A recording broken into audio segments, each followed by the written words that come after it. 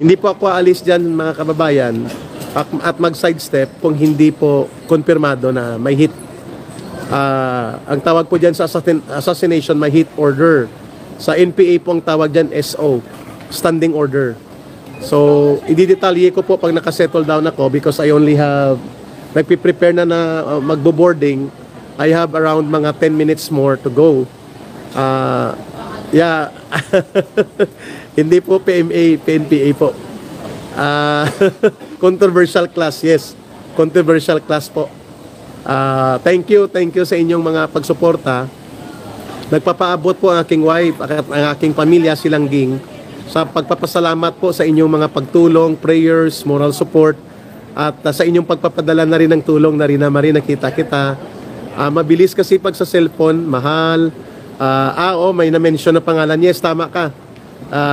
Siya po yon, yung Utak Pulbura. Siya po yung may order ng hit. At ang isa sa mga security protection unit niya na nag-moonlight sa kanya, kaibigan ko. Okay, hindi ko muna i-mention. Nakita ko ang pangalan niya na isulat eh. Pink Escape, thank you Yes, ang dami nyo ng kuwan. Bantayan nyo ang hearing nila ngayon sa Congress. Mga 10:30 yata magsisimula at maglalabas na sila ng illegal arrest order nila. Opo, isa-isa po kaming tatargetin at ako po ang pinaka-target, dalawa ang tumatarget sa akin. Yung CPP, NPA, NDF, Special Partisan Unit o SPARO. Kasi may standing order na ako. Si Ma'am Lorraine tsaka si General Parlade. Target po silang birahin, no? Ang matagal na nilang gustong birahin talaga dyan, si General Anyo. Pero ngayon dahil nahihirapan silang mag-penetrate dyan, nakalangoy sila ngayon, at ina-isolate nila ang sarili ko, tatargetin nila 3 kaagad. Si Ka Eric, si Lorraine Badoy, tsaka si General Parlade. Kasi kami po yung mga naging mukha at taga-pagtaguyod ng tudo-tudong paglalarga para birahin po ang CPP, NPA, NDF. Pagdating naman po sa mga kritiko ng Administrasyong Marcos, nakalista din po ako sa isa sa mga tinatarget na man-neutralize. Pag sinabi pong man-neutralize, gagamitan ka po ng either assassination o parang palalabasin lang na aksidente. So pag nang binanggit sa akin itong tao, ng dating Lieutenant Colonel sa serbisyo pa siya, kung ano ang target na gagawin sa akin, palalabasan ako ng arrest order and then kunwari na kulong lang tapos namatay sa kulungan. Ayoko pong mangyari yon.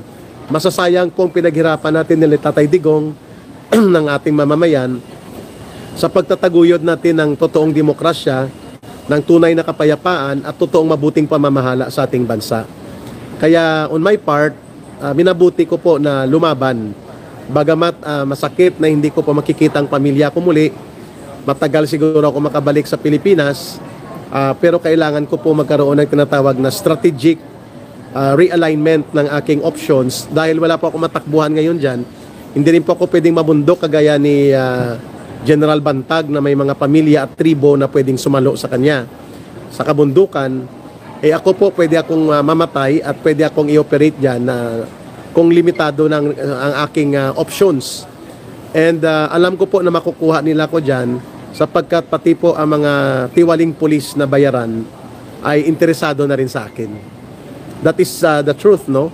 Mga kababayan. Yes, controversial class po ito sa PNPA. At least may idea kayo sinong source. At hindi po ito biro, no?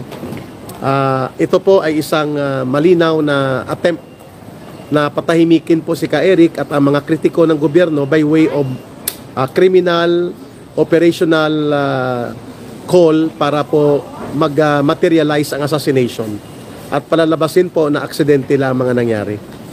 Kaya minabuti ko na bago pa ako lumipad ngayon sa isa pang transit territory na pupuntahan ko, alam nyo siguro may idea na kayo niyan, ay minabuti kong mag-live. Sa 3 bagay, magpapasalamat po ako sa inyong mga prayers, sa inyong moral support, sa inyong solidarity. Opo, salamat, maraming nag-o-offer ng place to stay. Sige, I will announce my options kapag nakalusot ako sa airport na ito at ako po'y nakapunta na sa isa pang lugar. Thank you sa mga nagsasabi na if you need a place sa US, dito ka Eric. At huwag naman magbanggit muna Eric ng mga lugar mo importante na kalusot ka sa Pilipinas ngayon ka, Eric. Opo, taktika lang po ito, hindi po tayo naduduwag. Pero limited ang option ko to preserve and protect myself right now under the situation sa gobyerno ni Marcos. Kaya nandito ako ngayon sa ganitong kalagayan at sapagkat gusto nating mag-survive at i-preserve ang aking sarili, kaya nagpapasalamat ako sa inyong pag-alala, pagbibigay ng panalangin at inyong pagsuporta sa pamilya kong maiiwan. Pangalawa po, nag-live po ako para magbigay ng update na okay po ako. Nakalusot po ako. At the same time, ako po ay magbibigay ng mga karagdagang updates tungkol po sa mga nagaganap dyan sa Pilipinas at dito rin po sa pupuntahan kong lugar na malakas ang Filipino communities. No? Pangatlo, nag-live po ako para ipaabot sa inyo na hindi po titigil si Ka Eric. Hindi po ako aatras sa aking naging pinili na buhay na ipagpapatuloy po ang legasiya ng paninindigan ni Pangulong Duterte para sa kabutihan ng ating bansa, mabuting pamamahala, paglaban sa korupsyon, at pagtutol po sa mga abusado sa gobyerno at ang tuluyang paglaban na madurog na at matapos ng problema natin sa communist terrorism ng CPP, NPA, NDF. Kaya minabuti ko na magpaabot sa inyo na hahanap ako ng pamamaraan while I survive sa isang bayang dayuhan at banyagang lugar at mahirap, pero pipilitin ko po para sa aking pamilya at para sa ating mga kababayan na manatili po ang mga matatalas na pagsusuri at mga malinaw na talakayan sa punto de vista sa interes ng taong bayan at sa punto de vista ng paninindigan sa pagtatanggol ng demokrasya ng ating mamamayan at ng ating buong bayan. So, nalulungkot ako kasi sa tatlong nakausap ko, habang ako'y patawid sa isang portion ng airport, tumigil sila at umiyak, not because of me, but because nalulungkot sila sa nangyari kay Pangulong Duterte. Mga Pilipino po sila na naninirahan na sa abroad. Bumalik sila at ang transit airport nila Hong Kong. Umiiyak sila, iba't ibang lugar. Nagkita-kita kami sa isang transit area dito sa airport na ito, and they were crying. Cry of anger, iyak at luha ng pagkagalit at pagkamuhi at iyak ng pagkalungkot dahil hindi nila maubos maisip na ganun ka iskandaluso ang pagtataksil na gagawin ng Marcos government kay Pangulong Duterte at gagamitin ang puder at kapangyarihan ng gobyerno at abusuhin ito lamang masunod ang kapritsyo nila na manatili sa puder at ma-eliminate at ma-paralyze at malumpo ng tuluyan ang Duterte political camp. So, doon po ako na aantig na may mga kababayan tayong ganun po kalalim ang appreciation nila sa ginawa ni Pangulong Duterte na pag-aayos sa ating bayan. Bagamat hindi perpekto po ang Duterte administration and government in the main and in the principality of things, masasabi ko po na mga 90% ng ginawa ng gobyernong Duterte ay tama, nararapat at napapanahon, lalo na po ang pagdurog at paglaban sa kriminalidad, ang pagsugpo at paglaban sa korupsyon, sa oligarkong mga gahaman at mga ganid na politikong abusado at mga durugista, sindikato at teroristang mga grupo. Siya lang po nakagawa noon ng may kaseryosuhan at buong pusong ginawa niya para po sa pagtatanggol ng ating bayan at ng interes ng mamamayan. And look what happened to him. Umiiyak po ang mga kababayan natin kapag naalala nila kung paano po pinagtaksilan ng sobra-sobra ni Marcos at ng kanyang mga alipores si Pangulong Duterte. Rodrigo Duterte has now become a symbol of what the love for country can achieve at kung paano ka rin sirain at pagtaksilan ng sariling gobyerno mo na binuo at pinaglingkuran mo para sa ikabubuti ng iyong bayan. Kaya nakakalungkot po yung nangyari kay Pangulong Duterte. Umiiyak po ang ating mga kababayan na antig pong puso ko. Sabi, ka Eric. Tapos umiyak, akala ko, bakit sila umiiyak? Hindi para sa akin, kundi para sa ating bansa. Kay Pangulong Duterte who has become now a symbol of sacrifice and commitment of the most serious and highest love for the country's interest and for the welfare of the people. Tatay Digong, ang iyong pong pamumuno at ang iyong mga ginawa sa bansa natin ay nangangalapkap at nag-uugat sa bawat puso ng mga mamamayang Pilipino po. Umiiyak sila dito sa Transit Airport na magkita-kita kami. And they know na ako po ay under persecution din and under threat dahil namumonitor nila ang kalagayan ng ating bansa. Mga kababayan, huwag po tayong malunod sa pighati at pagkalungkot sa pagkakaditini at pagpapatapon kay Pangulong Duterte. Ibaling natin ang ating kalungkutan sa ibayong pagkagalit para po sa makatarungang paninindigan na babaguhin natin at i-redeem natin ang kalagayan ng ating bayan.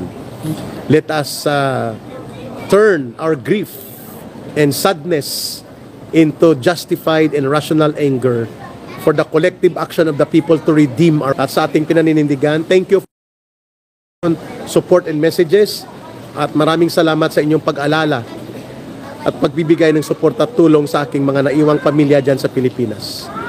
This too shall pass. Temporaryo lang po ito. Importante buhay po si Ka-Eric muna at buhay po ang ating pagsusumikap at paninindigan na isulong pa rin ang mabuting advokasya para po sa totoong mabuting pamamahala, pagbangon ng ating pamahalaan at ng buong bayan, ang pag-abot sa kapayapaan at demokrasyang nararapat at pinapakinabangan ng mayoriya ng mamamayang Pilipino. Kaya po tayo nandito ngayon sa isang kalagayan na mapait at mabigat ang kalooban natin pero kailangan nating pagdaanan. Maraming salamat. I will get back to you after 24 hours. Magpapahinga lang din ako sa lugar na patutunguhan ko. Sa mga gusto pong tumulong sa aking pamilya na naiwan, don't worry sa akin, mag-survive po ako. Ang number po nilang Ging, ang wife ko, 0916-308-7710. 0916-308-7710. 5 pesos, 10 pesos, 20 pesos, 50 pesos will do. Iipunin na nilang Ging yon para sa pamilya ko habang nag-aaral pa ang aming mga anak. On my part, I will find ways to survive habang nagpapatuloy po ang ating live stream and channel for the advocacy for good governance, for defending our peace and national security, as well as our democracy. Mga kababayan, let us all pray collectively as a nation and as a people, and mahalin natin ang bansang Pilipinas. Walang ibang magmamahal ng bansa natin kundi tayo rin po. Let's pray and hope na makakabalik po ako sa pinakamadaling panahon, kagaya po ng pagbabalik na rin ni Tatay Digong sana sa ating bansa. And we hope and pray that Tatay Digong will be okay sa Netherlands, bagamat malayo siya sa atin. At ang ating pighati at pagkalungkutan ay ibaling natin at gawin nating makatarungang paninindigan sa pagtatanggol ng ating bayan, ng ating demokrasya, at ng pag-abot ng kapayapaan at pag-unlad ng ating buong bayan. Mabuhay po kayo. Maraming salamat. Ito po si Ka-Eric para sa Diyos at sa Pilipinas ating mahal. Bye for now. See you after 24 hours.